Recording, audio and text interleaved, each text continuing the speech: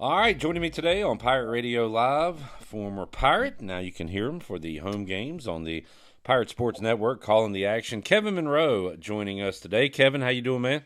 I'm doing good, Clip. How are you? Doing great. It was entertaining and quite funny listening to you on Saturday, wondering when East Carolina was going to run the ball for the first time, and then when Javius Bond squirts to the end zone, you say, "Well, there you go. You passed to set up the run." But Kevin, you seem pretty amazed that East Carolina was throwing it as much as they were. We saw an early pick. We saw some picks after that. We saw some touchdowns. We saw a little bit of everything on Saturday. So, what was it like for you seeing that after what you sat through all of 2023?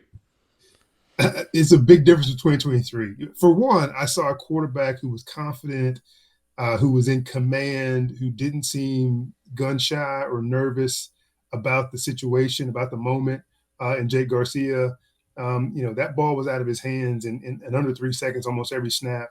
He didn't always make the right decision, didn't always make the right read, but he decided his read and he cut the ball loose. And that's what we wanted from a quarterback. Last year a lot of hesitation, a lot of sacks, a lot of indecisiveness, and so didn't have that on Saturday. So I was happy to see Jake, drop back, have pre-snap reads, have a decent idea where he was going with the football, and cut it loose, mostly to open receivers. There was a couple times he threw into traffic and got himself in trouble, but most of the time there was four or five receivers running routes, including the tight end, and he was finding a guy that was wide open. So love seeing the tight ends and Riles and Kelly get Yeah. involved, but also love the yak, right? The yards after catch from Anthony Smith and Brock Spalding. These guys just squirting out of tackles and getting downfield. So very impressed with the offense.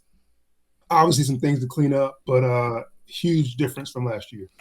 We were wondering, Kevin, who is that playmaker on the outside? The only known going into Saturday was Chase Sowell, and of course he didn't play in the game. I was very pleased with the distribution. I still have a question on who the best playmakers are outside because everybody really got involved, and Jim Zoki and yourself were trying to keep up with the action, but there were 4, 5, 6 plays in a row. And it was Wright, it was Patterson, it was Riles, it was Kelly. It was a different guy every time. So love to see that. It's almost like Jake has trust in all these guys. The coaching staff does as well. And if you're open, you're going to get your shot. You're going to get your target. You better catch it. Yeah, I didn't get to town to see any of the scrimmages, and so I really was wondering what Smith and Wright look like as the guys I heard so much about, and they're brand new to the program. And I mean, you got to see right away what Wright could do in the first kick return of the game. Taking that ball out to the 40 or so, and the next one out to pass midfield. So he's got his abilities in the return game, but he's also super quick in the open field catching passes. So that was great to see.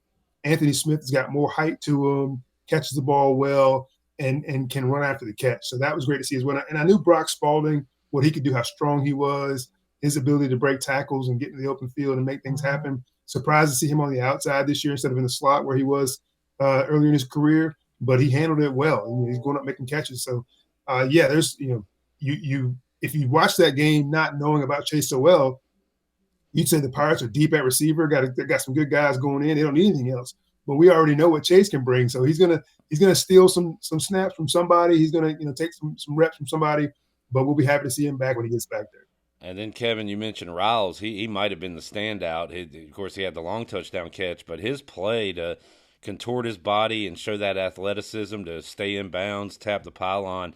That was maybe the offensive play of the day. That was fantastic, and just another weapon. I was good. I'm a Tyler Savage fan. He's a great dude. He had a catch and run. So as you said, got the tight ends involved. Everybody was eating on Saturday. Now, what does that prove, Kevin? We're the kings of the FCS right now. I guess we got to do it against an FBS opponent. But it was good to see on Saturday. Let's talk about the run game, Kevin. What did you gather from that and the carry distribution there, and what do you think we see moving forward from the running backs? I didn't gather a lot. I'll be honest with you Yeah. because the Pirates didn't run it a lot, and early on they didn't have a whole lot of success.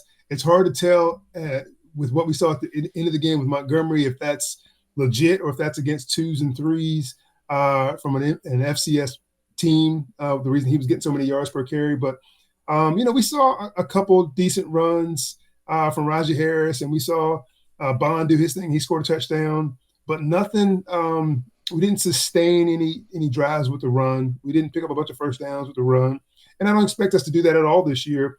But I do think we have to run it more than we ran it on Saturday. So I look forward to seeing in game 2. And again, I understand offense coordinator's job is to take what the defense gives them, right? And so if they're putting 7 and 8 in the box, you're not going to run the football. And Norfolk State was trying to, stop the run. The Pirates haven't proven in the past couple of years that we could throw the ball successfully. Obviously, they hadn't seen Jake Garcia play football, and so they were stacking the box pretty heavily, and so we didn't run it a whole lot. But I would expect ODU to give us a few different looks, and I expect some opportunity to run the football. I know we have the guys in Bond, in Harris, in Gunn, in Montgomery. So we'll just see if we run the ball a little bit more. I know that they can play. I know that they're good, but I didn't learn a whole lot from game 1. Kevin Monroe joining us. Kevin, I don't want to ignore your defense, but just like the offseason, we focused on the offense because that was the question. We kind of know what we got, or at least we think we know what we got with Blake Harrell's defense. They were, as advertised, awesome. First drive after the interception, they give up a field goal, nothing after that. So I got no complaints, really no comments about the defense. Anything you saw from Saturday that stood out? I wondered how much they would try Savon Revel, and we learned early on not very much. Yeah. I think they threw his way twice all night, and he was there both plays. One of them was a wild throw, the other one he was right there to make sure they wasn't caught. So I expected good things out of IBM, Huff, all returning guys that got plenty of playing time last year in the secondary. I expected to see good things out of Mike Edwards at linebacker. But what I hadn't seen was a couple of the new linebackers. And so I was happy to see Zakai Barker get in there and make some plays. Another guy or two came in. And I love the depth of that crew because they were running linebackers on and off the field. And then D-line. I mean, it starts with those guys, the three main ones, and Stevens and Johnson and Morris. But also there's some guys behind them. And also you can't forget about J.D. Lampley. There's some guys behind them that rotate in and out. That are good as well. And, they're strong, they're fast, they make plays. The one thing I want to see more going forward, and there weren't a whole lot of opportunities for it in the Norfolk State games, they didn't pass a lot, is pressure on the quarterback. Yeah. We didn't have very many sacks last year, even with a good defense. And so far this year, we've not done much in the way of sacks. So got to get pressure on the quarterback. I think ODU's quarterback was sacked 4 or 5 times this past Saturday. So there'll be some opportunities there for us as well. So just, and I know Blake Harrell loves to bring pressure. A lot of times it's run pressure. We don't always get to the quarterback. So I just want to see some more of that. But overall, the team was favored by, 30 some odd points. They won by more than they were favored. So they did their job. Kevin Monroe joining us. Kevin, I looked it up a couple weeks ago because I knew we didn't have a lot of sacks last year. I want to say we were tied for like 114th in the nation in sacks. So that if you're looking for one blemish, that is a spot to look at. And like you said, we'll see more throws this week and opportunities to get to the quarterback. Also, I got to be honest, I'd like to think I know what's going on with this football team and keep up with it. I did not say Gavin Gibson's name one time this entire offseason. I've never said his name in my life until Saturday. He makes the play of the day. Kevin, what I know you love is when that DB picks it off and starts pointing out blocker. They turn into offensive players. That was awesome to see. Zakai Barker said, hey, I'm looking for a man to block. They turned the defense into offense. That was awesome on Saturday. I was picking on Maceo during the game because, I've always said that offensive guys, they get to where they feel comfortable having the ball in their hands all the time. So in the return game, sometimes they'll just run out of bounds. And we saw Winston Wright do it on a kickoff return. He's like, I'll get another one of these. I'm just going to run out of bounds. Defensive guys don't do that. Defensive guys don't touch the ball a whole lot. So we will cut back. We'll try to truck somebody. We're going to try to do our best to stay on our feet and inbounds as long as possible. And so as soon as Gibson picked that ball off, started pointing out blockers and making his way down the sideline, I was standing up in my seat. I was excited because I love to see defensive guys with the ball in their hands. But yeah, and the best part about that play was there was a breakdown on that play. Either Gibson or IBM missed the wheel route and didn't see it getting down the sideline. And that guy was running wide open. That was a good read by Daniels at quarterback. He just didn't execute the throw. Had he put that ball out another 10 yards, that might have been 6. He underthrew it a little bit, and Gibson put his head down, ran down the receiver, found the football, went up high pointed the ball like he's supposed to do, and made the play. But so I always tell young DBs, it's not over till it's over. Quarterback's got to make a good throw. Receiver's got to make a good catch. And so they finished that play and made something happen. And I'm sure DB coach got on them a little bit, but they didn't let it happen again. And that's what football's all about. You be there for your mistakes and you make up for it next time. Good breakdown from Kevin Monroe joining us today on Pirate Radio Live. Kevin, East Carolina hits the road for Old Dominion, and they took South Carolina to the wire last week. How good is South Carolina? I don't know. It felt very similar to a couple of ECU South Carolina games where one time we went down there with Scotty Montgomery, had a chance but turned it over too many times. We had him here at home and just couldn't get anything on offense, and kind of felt that same way for ODU last Saturday. The line movement is crazy in this game. Opened up with ODU a favorite. 48 hours later, it's shifted 5-6 points. East Carolina's a favorite. So with all that being said, Kevin, how do you like the Pirates' chances to go to Norfolk and get to 2-0? I would call it even. I would say both teams are even. Maybe the Pirates are a few point favorite, but you get a few points for playing at home, right? So that makes it about even. So I would say going in, I like what the Pirates can do offensively and putting pressure on that ODU defense. So I'm excited about that. And then defensively, I like how they match up against ODU's offense. So if I'm a betting man, I probably go with the Pirates, but I stay with any kind of spread and just say it's a win game, it's a pick'em game. But it's going to be close. It's going to be a tough game, tough environment. That we're playing a team from the same city 2 weeks in a row, but different teams. So it'll be a fun game for the Pirates to play in. But ODU has some players. That Virginia Beach area is just an area that's full of talent, and so it's a feeding ground for guys to get D1 offers, and so they've got a ton of talent on that team. Wilson at quarterback is a pretty good player. They got Isaiah Page at receiver, who had 115 yards receiving this past weekend. A few good running backs. So they've got some guys that can make plays offensively. So the Pirates are going to have to step up.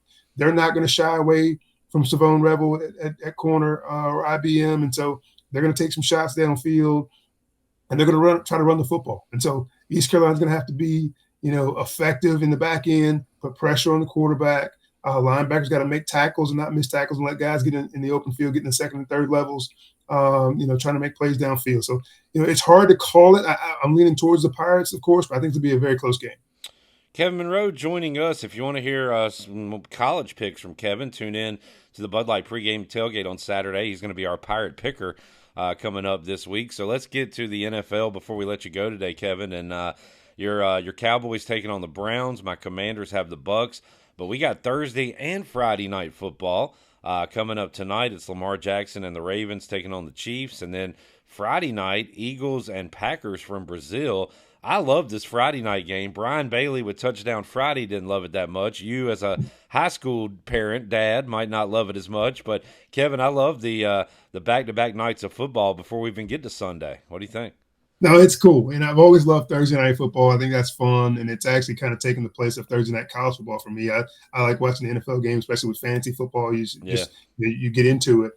Friday night, I don't know. I'll definitely be at my son's high school game, obviously. So I have to catch a little bit late, maybe catch the second half. But I love the opportunity to have big time games on the networks every day of the week if possible. So that's just fun to watch. I'm excited for the season get going. I still have a fantasy draft to do. I still have one tonight. We're going to try to get that last minute. Okay. Right after work. Yeah. And so we get the starters in before the game starts. So yeah, I'm excited. I want to see what the Cowboys can do. The season never start for them until playoffs anyway. So yeah. I hear that I'm a lot excited. around here. Yeah. I can't even talk like Cowboys football with you and Bailey until January, because it doesn't matter. It doesn't matter. I mean, we have 3 straight 12-5 seasons. It doesn't matter. Doesn't matter.